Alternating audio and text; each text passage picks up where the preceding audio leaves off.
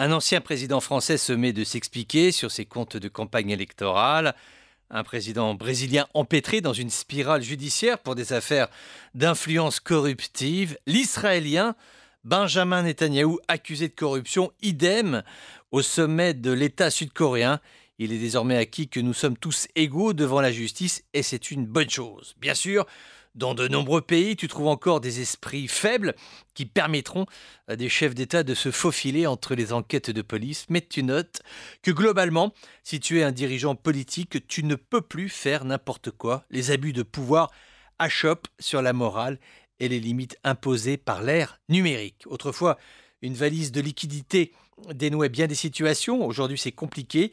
Le système de facturation de nombre de sociétés est informatisé.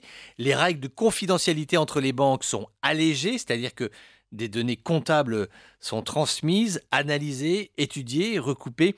Les enquêteurs disposent de moyens qui ne vont peut-être pas résoudre tous les dossiers de corruption ou de malversation, mais qui vont compliquer la tâche de ceux qui s'y hasarderaient.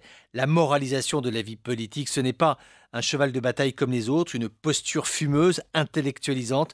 Dans une vie citoyenne, la moralisation, la lutte contre la corruption, c'est de l'argent qui quitte le circuit normal et qui entre dans l'économie grise. Une partie de la richesse d'un pays disparaît, elle tombe dans des mains crapuleuses et celui qui se fait avoir, bien souvent, c'est celui qui a fabriqué cette richesse et qui n'en profite pas puisqu'elle a été volée.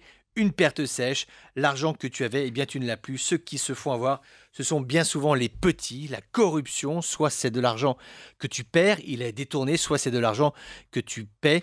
Une sorte d'impôt supplémentaire, par exemple un droit fondamental comme le travail, devient payant parce que tu sais bien, il y a des pays comme ça un peu partout dans le monde où si tu veux avoir un job tranquille dans la fonction publique, c'est mieux de donner un petit quelque chose pour faciliter le recrutement. Non seulement la pratique est inadmissible, mais cela crée une disparité et embaucher celui qui peut payer le pot de vin et non celui qui a les compétences du poste.